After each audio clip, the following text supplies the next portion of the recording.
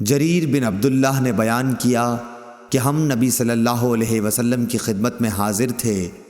آپ نے چاند کی طرف نظر اٹھائی جو 14ویں رات کا تھا، پھر فرمایا کہ تم لوگ بے ٹوک اپنے رب کو اسی طرح دیکھو گے جیسے اس چاند کو دیکھ رہے ہو۔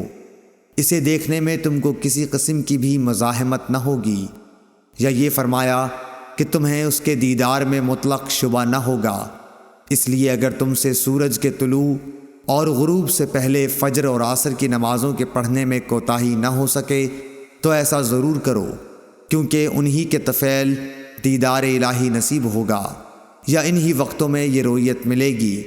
پھر آپ نے یہ آیت تلاوت فرمائی، پس اپنے رب کی حمد کی تسبیح پڑھ سورج کے نکلنے اور اس کے غروب ہونے سے پہلے۔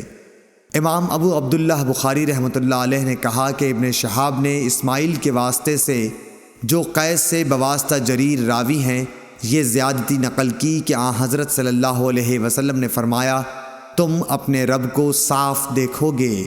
صحیح بخاری حدیث نمبر 573۔